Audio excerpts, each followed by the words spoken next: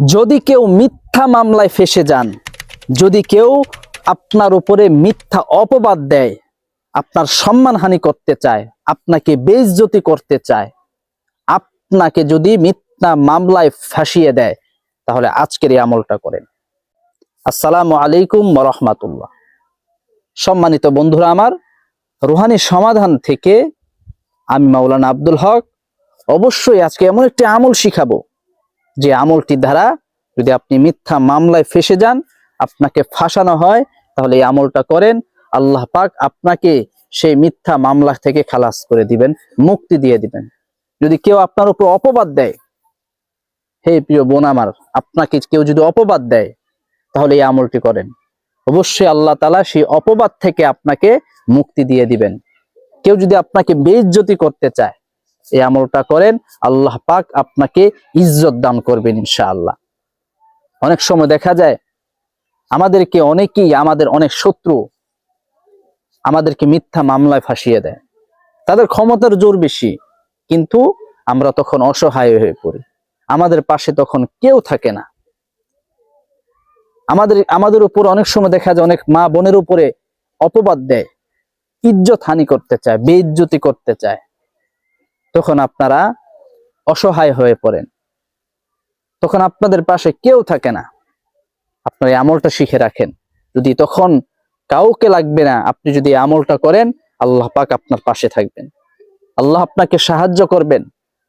অসহায় ব্যক্তির সাথে আল্লাহ থাকেন, মাজলুমের সাথে আল্লাহ থাকেন। এই জন্য যারাই জুলুমের শিকার হবেন, যারাই অপবাদের শিকার হবেন, যাদের উপরে মিথ্যা মামলায় ফাঁসিয়ে দেওয়া হবে, এই আমলটা আপনারা করেন। আল্লাহ পাক অবশ্যই আপনাকে সেই সমস্ত বিপদ থেকে মুক্তি দিবেন ইনশাআল্লাহ। অনেক পাওয়ারফুল, কার্যকরী একটা আমল। আমলটা কিভাবে করবেন? যখনই আপনাদের উপর অপবাদ দেওয়া হবে, যখনই আপনি মিথ্যা মামলায় ফেঁসে যাবেন, আপনি এই আয়াতটা বারবার পড়েন, বারবার পড়েন। অর্থাৎ জিকিরের মতো পড়েন, জিকিরের মতো সবসময় পড়তে থাকেন। উঠতে বসতে সবসময় আয়াতটা পড়তে থাকেন।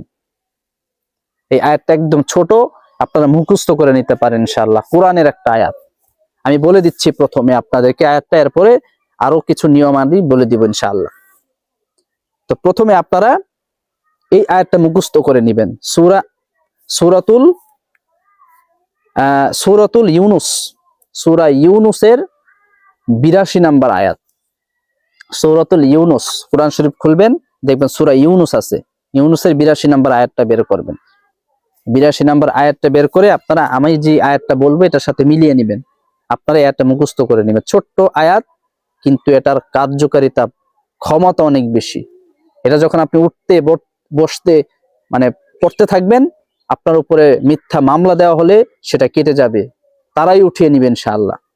আপনার উপরে কেউ যদি অপবাদ দেয়, বেইজ্জতি করতে চায়, এটা পড়েন, আল্লাহ পাক আপনাকে ইজ্জত দান করবেন। আপনি যদি যে কোনো ধরনের সমস্যায় পড়লে, আল্লাহ পাক আপনাকে সেই সমস্যা থেকে মুক্তি দিবেন এই আমলের দ্বারা। আপনি সবসময় এটা পড়তে থাকবেন। এই গোপন আয়াতটি আপনি শিখে রাখেন, গোপন আমলটি। এটা একটা সিক্রেট আমল। এই আমলের দ্বারা আমি ফলাফল পেয়েছি। যখনই আমি বিপদের মধ্যে পড়ি, তখনই এই আয়াতটা আমি পড়া শুরু করি।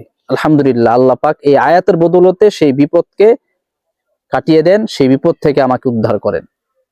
আয়াতটা আমি বলে দিচ্ছি, আপনারা কিভাবে পড়বেন। অবশ্যই সহি শুদ্ধ ভাবে পড়তে হবে।